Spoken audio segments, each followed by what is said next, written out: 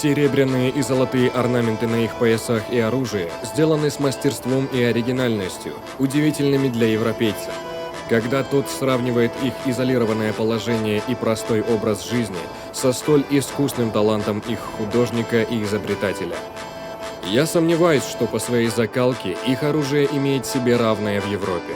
Черкесские витязи, будучи великолепными знатоками оружия, обычно добывают себе мечи и кинжалы у абазинов, в высшей степени искусных как оружейников.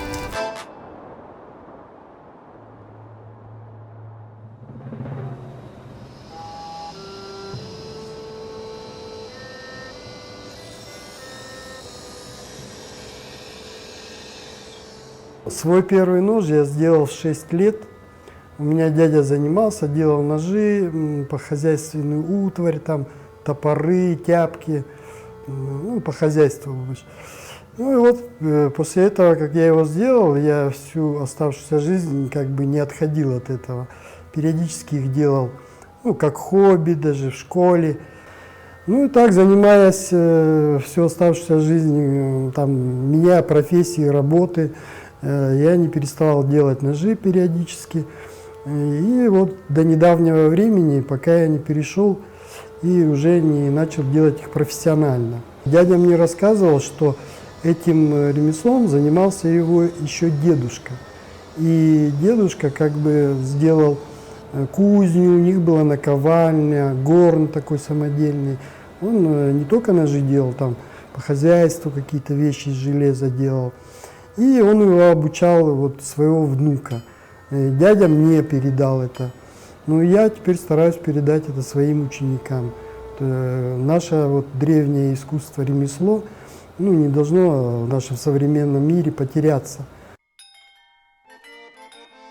Я рисую с детства, на разные темы рисую, и портреты делаю, пейзажи, натюрморты. И как бы решил сделать серию рисунков на тему абазинских мастеров. И в интернете нашел страничку мастера Зураба Кушинова. Я его начал рисовать и параллельно начал знакомиться с изготовлением вообще ножей, потому что мне эта тема нравилась с детства. И ну, как бы я подумал, что мои художественные какие-то навыки могут пригодиться вообще в изготовлении ножей. И как бы заинтересовался и начал у него обучение проходить. И вот на сегодняшний день я как бы и совмещаю художественную деятельность свою, рисую и ножи делаю одновременно. Перед тем, как изготовить ножи, бывают заказчики, какие-то у них предпочтения, допустим, и сделать наброски мне уже как бы мне становится легче. И в этом отношении навыки художественные мне помогают. Делаю наброски, уже заранее человек примерно понимает, что я буду делать и как оно будет выглядеть. Абазинский нож, он сильно отличается от ножей, которые делают наши соседи. И по всему Северному Кавказу делают похожие ножи. Его форма вырабатывалась веками. Во-первых, он очень хорошо лежит в руке, им очень хорошо резать. Когда животное закалываешь, очень хорошо им резать, ничего не цепляется, никуда ничего не задевается. В чем удобство нашего ножа? Во время разделывания, ошкуривания у ножа есть определенный дробь, который дает возможность не задеть внутренние органы. Помимо этого, хочу отметить, что наш нож погружен в ножны полностью, то есть ничего не выпирает. В ножны изготавливается из деревянного вкладыша, обтянутого кожей. Деревянный вкладыш дает дополнительную безопасность. Ножны не поломаются при падении, при всяких разных экстремальных ситуациях. Нож не повредит своему собственнику.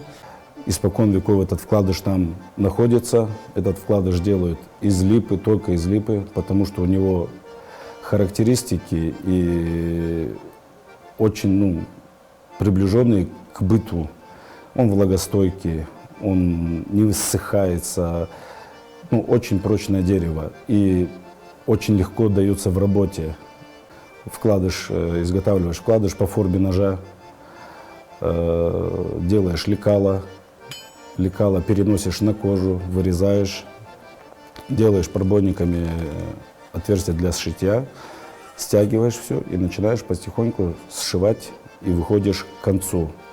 Вот на абазинских ножах, на ножнах абазинских в конце ножен есть хлястик. Его еще называют иногда язычком. Этот хлястик предназначен для того, чтобы левой рукой его держать, а правой рукой доставать нож. Это не просто для красоты его придумали, это как бы это рабочее применение. Такие же ножи производят в Абхазии, но их ножны чуть-чуть украшены козевкой. Козевка – это козья кожа, выкрашены в разные цвета. Из козевки делают вставки в ножнах. Это чаще всего встречается у абхазов. У нас у абазин нож без этих вставок. Еще особенностью нашего ножа можно отметить, что он подходит как для правши, так и для левши. Его можно вешать на левый бок, на правый бок. Рукоятки на наших ножах бывают разных. Полукруглые, квадратные, ромбовидные, шестигранные. И формы их зависели не от региона, а, скорее всего, просто от фантазии мастера, наверное. Потому что рукояти ромбовидные не всем могут быть удобные. На первый взгляд наши ножи кажутся одинаковыми, но за счет наборной рукояти, подбора разных материалов, каждый нож практически индивидуальным становится. На рукояти у нас делались вставки посередине медные. В данное время мы вставляем разнообразные материалы, там стабилизированную древесину, красивые деревья, айронвуды, там блэквуды. Мы сейчас развиваем это все и, оглядываясь на старые ножи, привносим что-то новое.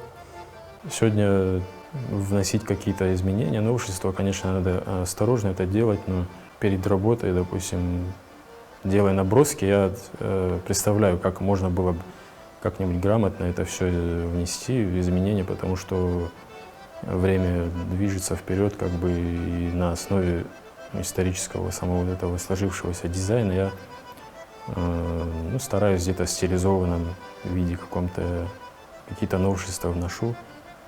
Над этим тоже как-то по-своему пытаюсь работать. Кудыр – это в переводе с нашего языка это седло. Ну, если его сбоку посмотреть, он как раз имеет форму седла. Это защищает нож, так как раньше делали из рога рукояти или из дерева, ну, чтобы не раскалывалось, не трескался. Раньше их делали медные, еще делали заклепки, там чуть дальше кудыра. Ну, этот нож наши предки очень давно используют в хозяйственно-бытовых целях. Первая цель у этого ножа – разделка. Наши предки выращивали животных, крупный рогатый скот, козы, овцы, да даже куры, индюшки, это же все нужно разделывать, и у каждого должен был с собой быть нож. Абазинский нож, он будет верным спутником любому охотнику, путешественнику, туристу. И в самых необходимых условиях, там, допустим, экстремальных условиях, этот нож никогда не подведет своего владельца.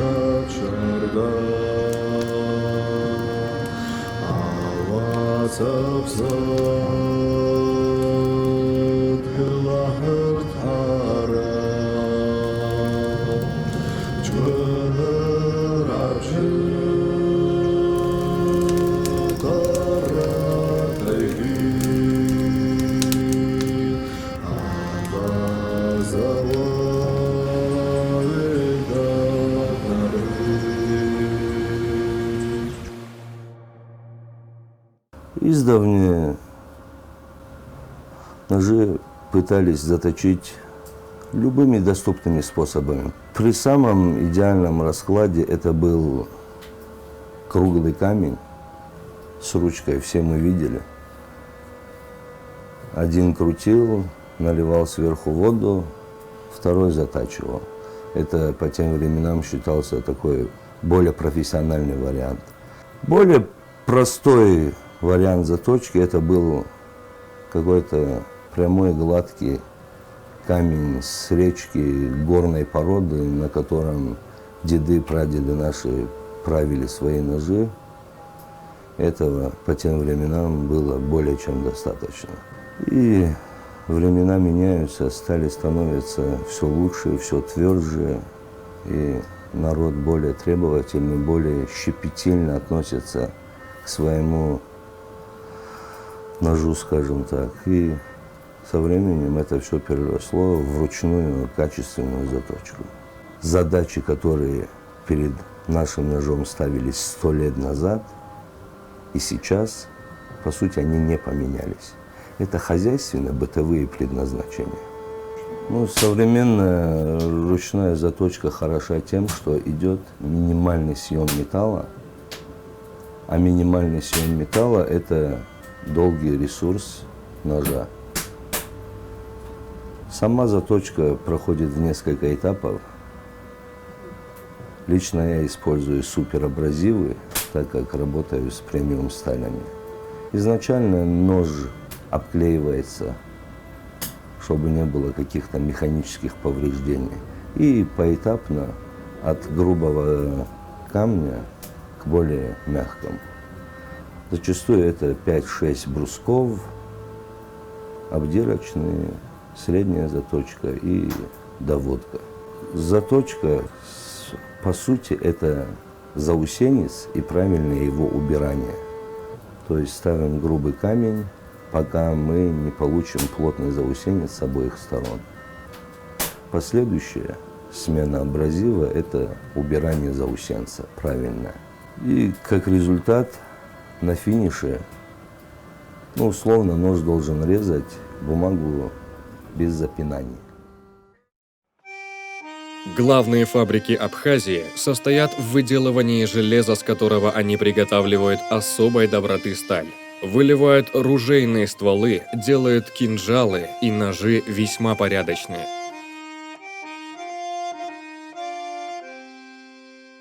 У народа Абаза был обычай, когда в семье из нескольких ножей, используемых в быту, 1 или 2 ножа передавались по наследству. И им разделывали только в определенное время, по каким-то большим праздникам. И это делалось только потому, чтобы у ножа судьба короткая, если очень много животных и разделывать им, он просто истирается. А эти ножи передавались по наследству. 1-2 раза им в год на самые большие праздники применялся он, потом вытирался, смазывали их и ложили на почетные, в основном на стене висели. И есть ножи, которые 4-5 поколений передаются по наследству. И есть родовые обычаи у нашего народа. Тамги свои ставили, дамыги. На сегодняшний день нанесение тамги на клинке абазинского ножа является практически неотъемлемой частью процесса изготовления самого ножа. Практически каждый абазин хочет иметь свою тамгу, изображенную на клинке своего ножа. Это связывает его с историей, это связывает с его родом, с историей его предков. Поэтому это так популярно на сегодняшний день в наши времена. Процесс нанесения тамги максимально прост. Для этого нужны следующие вещи. Это определенная пленка, фоторезист, далее телефонная зарядка, соленая вода, ну и вода с содой. Процесс травления происходит следующим образом. Саму тамгу изначально можно делать на самом компьютере в определенной программе, нарисовать ее, потом распечатать на специализированной пленке. Далее на клинок наносится кусочек фоторезиста, сверху кладется сама вот эта пленка с изображением тамги, просвечивается. После того, как ультрафиолет сделал свое дело, водой с содой убираются те ненужные участки фоторезиста, которые не были просвечены. После этого на поверхность наносится соленая вода, которая взаимодействует с электричеством посредством обычной зарядки от телефона. И таким образом происходит процесс травления самого клинка, и на самом клинке отображается тамга человека. Абазы изготавливают ружья, кинжалы и сабли-шашки из железа, получаемого от турок или из сухум-кале. Они умеют великолепно обрабатывать металл и превращать его в прекрасную сталь. Среди них есть и мастера-ювелиры, украшающие золотом и серебром оружие, пояса, газыри и прочее.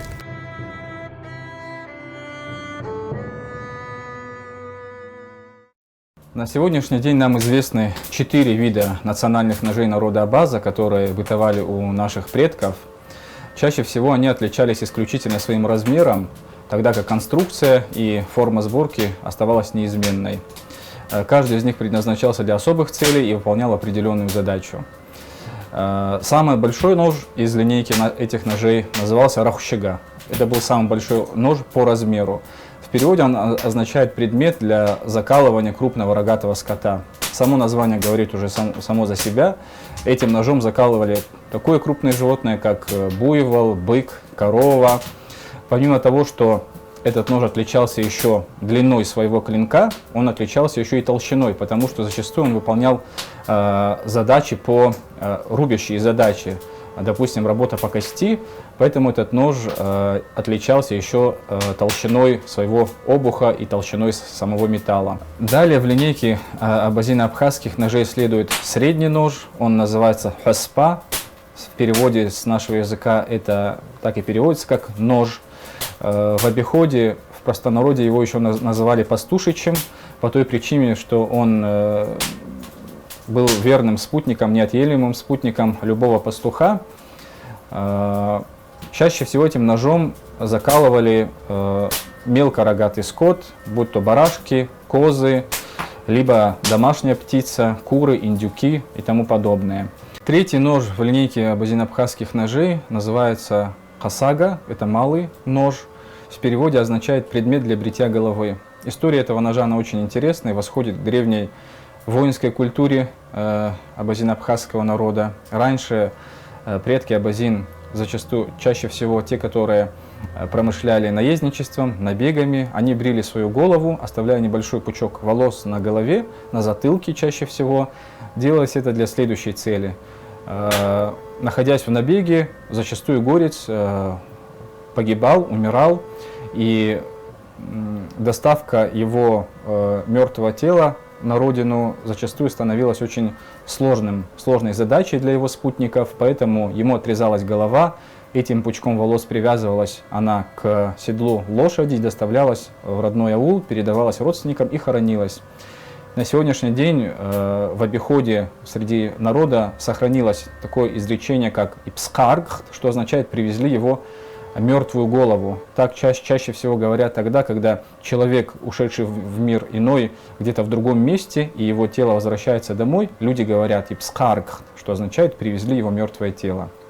И последний, четвертый нож в линейке абазино-абхазских ножей, маленький нож, который назывался цклас. Чаще всего он позиционировался как женский нож, либо детский нож. Женщины его использовали чаще всего для самообороны. Он был очень маленький, и его размер позволял хранить его где-то в рукаве, либо за поясом, за женским поясом, и в случае чего он доставался и применялся по назначению. Также этот нож дарили детям.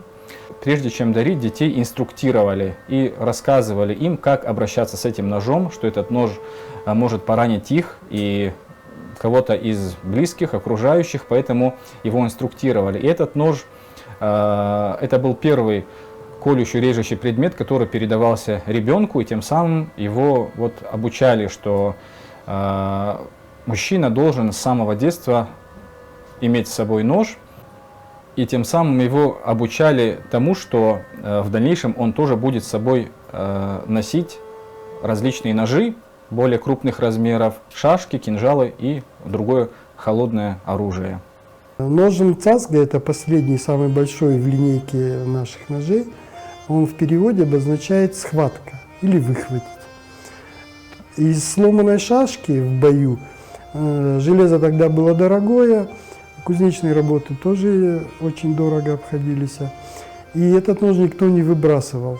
Его переделывали, и применялся в основном он, если человек шел в разведку, с шашкой ему было неудобно, где-то ночью, может быть, гораздо удобнее было нести с собой два оружия, и кинжал, и мцаску.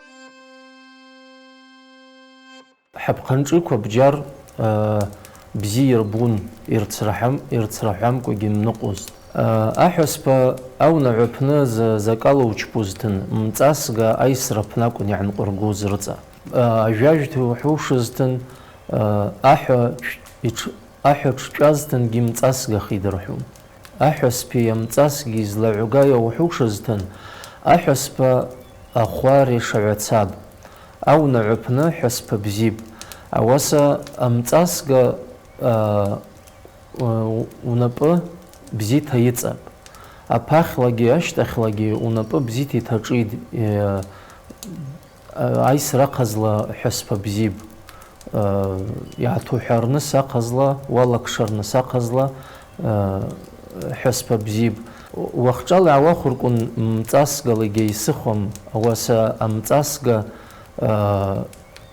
زمعالاجي أبزيرا يالو بيد يبقى خواتها ونعبنا ينقوقوش تيا أباح وسبا وجاسحت أي شسزاتا جيرج بيد وخجالا شماقا رطا يالورقرنا ساقزلا حسبا تنشك حسبا بغياق ومزارة تقب وسا قز حسبالا يوزب قوزتن يوزالر قوزتن شماقا رطا برقخيد بعشوعك ورطا دوخيد توي قزلا متاسقا أو وسا قزلا أقالي ميراخيد ونبقي عن رعب سواتيجان أتشاق أخر نسجي أجيب أخر نسجي عخر نسجي أويكم كوجي قراحز شك والك شر نسجي رواسا أشقى ومشكو بجو تركون قراحز شك والك شيويد أمتاسقا خوازلر جبوا وخجالا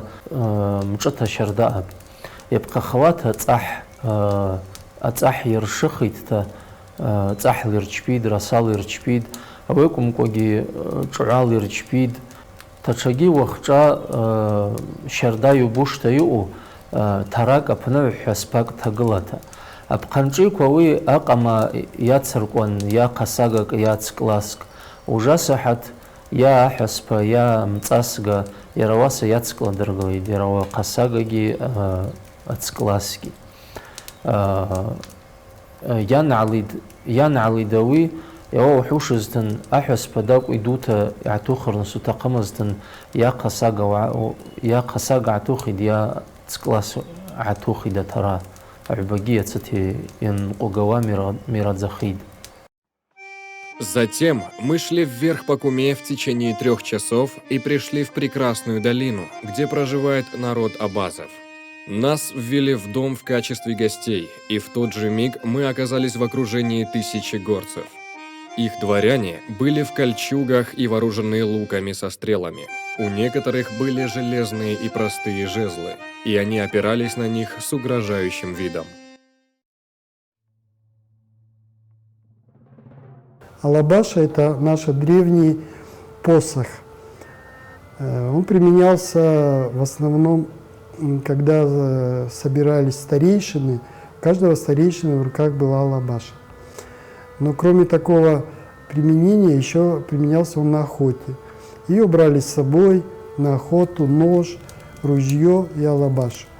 В зимнее время наконечник у него был металлический, как у копья, и для какой-то самообороны, может быть, еще применялся. Но в основном это был посох, через ручей перепрыгнуть надо опереться, чтобы не подскользнуться где-то на горной тропинке. Он применялся. Еще она применялась, можно было просто воткнуть алабашу в землю и повесить на нее котелок, там, чай разогреть, если охота, там, с ночевкой была. А 2 лабаши, так и целый котел можно было повесить. Также еще лабаша могла быть встроена вовнутрь ножом. Это князья заказывали такие более, а простые пастухи ходили с алабашами. То есть это был предмет повседневного использования, можно так сказать. Когда я начал заниматься профессиональным изготовлением ножей, у меня не было помещения, и оборудование было минимальным. Меня пригласили в организацию Алашара, возглавляемую Мусой Экзековым, и выделили грант на покупку оборудования. И обязанности у меня перед Алашара были только одни. Я пользовался оборудованием по своему усмотрению и обучаю учеников. На сегодняшний день президент Международного абхазо-абазинского объединения Алашара Муса Экзеков оказывает очень большую поддержку и содействие в сохранении и развитии культуры народа Абаза, в том числе в популяризации и возрождении такого ремесла, как ножевое дело. Многие мастера от него получили гранты, средства на приобретение оборудования, различных материалов. И это очень сильно помогло в том, чтобы это ремесло развивалось, популяризировалось и распространялось. Наши ножи изготавливаю не только я. Очень много у меня учеников, порядка 7-8 человек. И молодые люди, очень им интересно изготовление этого ножа. И они продвигаются прям большими, быстро обучаются. И с помощью меня, я им передаю свои знания, свой опыт, многолетний, накопленный, выстраданный. И они очень подают большие успехи, показывают, хорошие ножи делают. И даже ножи моих учеников пользуются большим спросом, что это очень хорошо.